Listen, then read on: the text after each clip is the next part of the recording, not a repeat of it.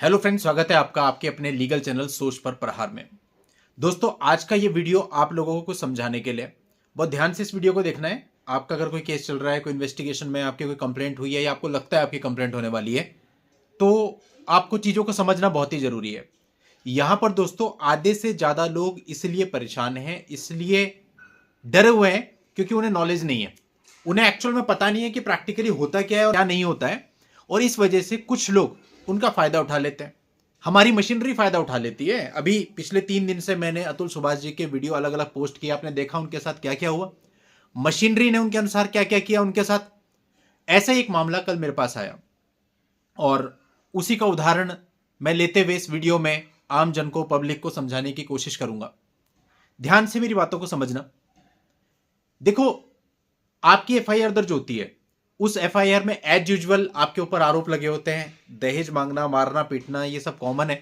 खाना नहीं देते थे, परेशान करते थे। लेकिन इसके अलावा कई बार इल इंटेंशन के साथ आपके माता पिता या फिर इल इंटेंशन से आपके घर के जो मेल मेंबर होते हैं, आपके पिता हो सकते हैं, भाई हो सकते हैं, कजन ब्रदर हो सकते हैं, उनके ऊपर आरोप लगा दिया जाता है कि इन्होंने मेरे साथ दुष्कर्म किया या मेरे साथ दुष्कर्म करने का प्रयास किया या मेरे साथ छेड़खानी करी।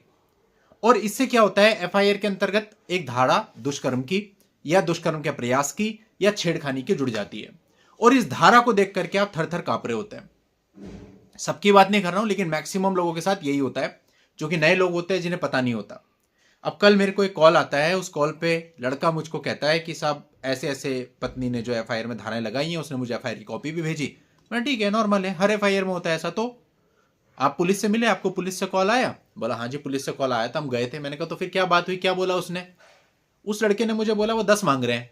मैंने व्हाट इज 10? क्या होता है 10? 10,000 मांग रहे हैं, 10 लाख मांग रहे हैं, क्या मांग रहे हैं?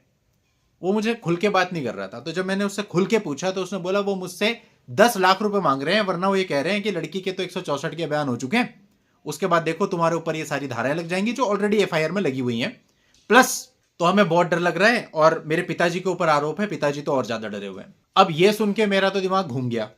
क्यों? क्योंकि आज तक हमने मामले सुने थे कि भैया नाम हटाने के 10,000 मांग रहे हैं, 20,000 मांग रहे हैं, ब्राइब मांगी जा रही है। और बहुत सारे लोग अपने डर के अंतर्गत आकर के ब्राइब देते भी हैं। 10,000 मांगी जा रही है, 20,000 मांगी जा रही है, 50,000 मांगी जा रही है, 1 लाख तक भी सुना था, लेकिन 10 लाख रुपए तो सुना नहीं था। आज तक नहीं सुना था कि कोई पुलिस वाला ये कह रहा हो कि 10 लाख रुपए मेरे को चाहिए नाम हटाने के, आपको रिलीफ देने के, और उसके मार्फत उसमें वो रिलीफ क्या देगा? वो रिलीफ ये देगा कि 2 नाम हटा देगा और जो है थाने से हम आपको बिल दे देंगे, बस आपकी तो बल्ले बल्ले हो गई, 10 लाख रुपए में आपका तो जीवन बच गया। अब सोचने की बात यह है कि क्या इस तरह से इतनी बड़ी अमाउंट हमको देनी चाहिए? अरे हमारा दिमाग खराब है क्या कि 10 लाख रुपए इस तरह से घूस में देंगे? इससे बढ़िया तो फिर वो जो लड़की डिमांड कर रही है उसमें थोड़ा पैसा और डाल के उसे उन्हें सेट कर दें। तो ये आपको समझना है, अगर आपसे इस प्रकार की डिमांड्स की जा रही हैं तो प्रॉपर गलत है। और अगर आप इतने ज्यादा घबराए हुए हैं और डर में आकर के आप ये पैसा दे देते हैं उसको, तो इससे क्या होगा, अगली बार दूसरी एफआईआर जो उसके पास आएगी ना, उसमें भी वो एक्सपेक्ट करेगा इतना ही मिल जाए।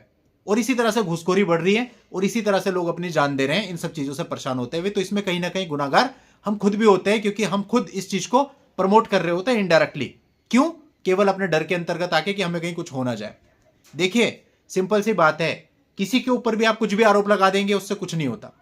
ये जो आरोप है ये हर एफआईआर में होता है और किसी भी एफआईआर में कुछ नहीं होता। इवन अगर आप कोर्ट में भी जाएंगे, कोर्ट को सब समझ में आता है। मैं मानता हूं कि चीजें थोड़ी बहुत ऊपर नीचे हैं, लेकिन उसके बावजूद भी इस प्रकार की धाराओं का क्या अर्थ होता है ये बहुत अच्छे से कोर्ट को पता होता है। और कुछ भी माँ बाप का, भाई का कुछ नहीं जाता, सबके नाम ही हट जाते हैं। ज्यादा कुछ नहीं होता तो हाईकोर्ट से आपको नो कोएर्सिव एक्शन मिल जाता है। और मेरे हिसाब से तो अगर मैं होता उनकी जगह, मैंने उन्हें फोन पे भी कहा, मैंने अगर मेरे से इतने मांगे होते ना, रिकॉर्ड करके एंटी करप्शन वालों को फोन करके नौकरी खा जाता उसकी। अब उसमें भी फिर आदमी डरता है कि मैं इतना पंगा क्यों लूं। अरे क्या पंगा, एक को आप अंदर कराओगे, 4 पीछे होंगे, और आपको करना कुछ थोड़ी ना है। आप इनकी रिकॉर्डिंग करो ना। मैंने पहले भी वीडियो में बताया था, अगर इस तरह की घूसखोरी हो रही है, आप जेब में जो है मोबाइल या कोई डिवाइस डालो, रिकॉर्डर ऑन करके, और जो भी आपसे पैसे मांगते हैं कुछ नहीं करना है आपको। सिंपल जाना है गूगल पे, इसमें मैंने अलग से वीडियो भी बना रखा है, एंटी करप्शन वालों के नंबर अवेलेबल है, उस पर आपने जाकर के कंप्लेंट डाल देनी है, फोन करके जस्ट बोल देना, इनकी खाल उतार देंगे वो। हमारे खुद के केस में छोटे पुलिस वाले से लेके कुर्सी पे बैठे हुए आदमी तक कार्रवाई हुई थी। समझ में आया आपको? तो इतना आसान नहीं होता कि आप इस तरह से घूस मांगो। और ये जो घूस मांगते हैं और हम घूस देते हैं अपनी सुविधा के लिए, सुविधा शुल्क समझ के, अब ये बढ़ते चले जा रहे हैं। ये 5,000 से 10,000 पे आए, 10,000 से 20,000 पे आए, फिर 50,000 पे आए, फिर 1 लाख पे आए, अब 10 लाख रुपए। मजाक बना के रखा हुआ है इन्होंने। अब उसकी बात है, एक्चुअली किसी का पर्सनल मैटर है, वरना मेरा खुद का होता ना तो यहाँ पे अभी स्टेट का नाम भी बताता, थाने का नाम भी बताता और दरोगा का नाम भी बताता कौन मांग रहा है। और दूसरा आदमी डर रहा है कि नहीं सर मैं इतना सब नहीं कर सकता, इसलिए मैं थोड़ा सा स्पेसिफिक बता नहीं रहा हूं। बट आप इतना समझिए, आपको इस प्रकार से किसी को भी इतना पैसा देने की जरूरत नहीं है। इस प्रकार के अगर एफआईआर में एलिगेशन होते हैं, इस प्रकार के नाम आपके इन्वॉल्व होते हैं, इसमें कुछ नहीं होता, बहुत ही आसानी से आपको रिलीफ मिल जाता है और बिल्कुल भी 1% भी आपको डरने घबराने की जरूरत नहीं है। अगर पैसे का ही तो खेल है, अगर इसी तरह से पैसे लुटाने हैं, और अभी तक भी ऑलरेडी वो कह रहे थे कि मैं तमाम प्रकार के लोगों को पैसे दे चुका हूं, कोई फोन नहीं उठा रहा है, कोई कुछ नहीं कर रहा है, कुछ नहीं कर रहा है, तो जब आप कमजोर बनेंगे तो पूरी दुनिया आपकी कमजोरी का फायदा उठाएगी। आपको खुद स्ट्रांग बनना पड़ता है। थोड़ा सा तो गट्स रखो यार अपने मन में। ऐसे तो कोई भी आपके ऊपर एफआईआर रजिस्टर्ड कर देगा कैसे भी, चलो आज ये मैट्रिमोनियल है, कल को हो सकता है जीवन में किसी और प्रकार की एफआईआर हो जाए, कुछ भी हो जाता है। अभी मैं न्यूज में देख रहा था कि जो अपना पुष्पा भाई है वो गिरफ्तार हो गया अल्लू अर्जुन में। क्या आपको लगता है कि भाई एक्चुअल में कुछ हुआ? एक भीड़ हुई, भीड़ के अंदर किसी की डेथ होगी, उस पर एफआईआर होगी, पकड़ लिया। कहने का मतलब लाइफ में किसी के साथ भी किसी भी स्टेज पे कुछ भी हो सकता है एंड हमें उसको डील करना पड़ता है। अगर हम उसको डील नहीं करेंगे, उससे इस तरह से भागेंगे या इस तरह से इन लोगों को प्रमोट करेंगे जो गलत करते हैं, तो फिर एक के बाद दूसरा अतुल और दूसरे के बाद तीसरा अतुल आता रहेगा। ये न्यूज चलती रहेंगी, लड़के इसी तरह से मरते रहेंगे, लोग इसी तरह से मरते रहेंगे और सिस्टम करप्ट से और बदतर होता चला जाएगा। तो आप सोचो, एक बंदे ने अपनी जान केवल इसलिए दी कि सिस्टम में कुछ सुधार है। उसका मोटिव क्या है? उसका पूरा वीडियो देखना कभी आप, कि मैं चेन काटना चाहता हूं, कहीं ना कहीं तो फर्क पड़ेगा, उस पेशकार को कोई ना कोई तो पकड़ेगा। उसके बयान आप ध्यान से सुनो क्या बोलता है। तो उसने जो सब किया उसके पीछे मकसद एक था कि जो गलत हो रहा है उस पर कहीं ना कहीं अंकुश लगे और उस वजह से उसने अपनी जान दे दी। और दूसरी तरफ हम लोग हैं कि हम अपने थोड़े से रिलीफ के लिए पैसे देने को रेडी बैठे हैं, यानी इन चीजों को और प्रमोट कर रहे हैं। उसने एक लाइन और अपने वीडियो में बोली कि भाई जब ये चीज टूटेगी, इन पे कार्रवाई होगी, तो जो और अच्छे लोग हैं उनके साथ गलत ना हो, क्योंकि मेरे ही पैसे से, मेरे ही टैक्स से गवर्नमेंट जो है इन एम्प्लॉइज को पालती है और यही लोग दूसरों के साथ गलत करते हैं। तो जब मेरा पैसा टैक्स में नहीं जाएगा, बस सोच देखो ना, सोच का ही तो फर्क है। केवल इस वजह से कि मेरा कंट्रीब्यूशन उस गलत में ना हो, उस बंदे ने अपनी जान दे दी। और हम क्या कर रहे हैं? हमसे 10 लाख मांग रहे हैं, 5 लाख मांग रहे हैं, वॉट एवर अमाउंट अपने छोटे से रिलीफ के लिए हम देने को रेडी हैं कि हमें थोड़ा सा रिलीफ मिल जाए।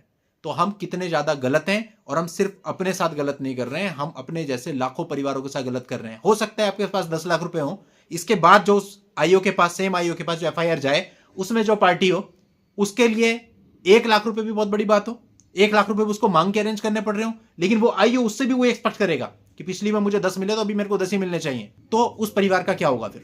तो आप समझो इस बात को ना। पुलिस अगर आपकी एविडेंस के बेस पे आपको कोई रिलीफ दे रही तो ठीक है। तो अगर आपको लगता है कि पुलिस आपको रिलीफ देने को रेडी नहीं है या इस प्रकार की नाजायज डिमांड्स आपसे की जा रही हैं, तो सिंपल आप कोर्ट का रास्ता पकड़ो, जो होगा देखा जाएगा। और अगर फिर इतना ही आपके अंदर डर है तो फिर उसका एक ही सॉल्यूशन है, लड़की वालों के पास जाओ, उनसे पूछो कि भैया कितने पैसे आपको चाहिए, उतने पैसे का अरेंजमेंट करो, म्यूचुअल डाइवोर्स ले लो, इन सब चीजों में मत पड़ो। और अगर आप सच के रास्ते पे चलना चाहते हो तो थोड़ी सी दुविधा तो होती है स्टार्टिंग में, उसको झेलना पड़ेगा, लेकिन कम से कम एक संतुष्टि आपके मन में रहेगी कि आपने कोई गलत स्टेप नहीं लिया, आपने सोसाइटी को कोई गलत मैसेज नहीं दिया और आपके उस मैसेज की वजह से और लोगों पर प्रभाव नहीं पड़ा। तो ये भी हम सबकी जिम्मेदारी बनती है। चलिए दोस्तों, आज के इस वीडियो में इतना ही। नेक्स्ट वीडियो में नई जानकारी के साथ मैं आपसे फिर मिलूंगा। तब तक के लिए goodbye and thank you for watching. Take care.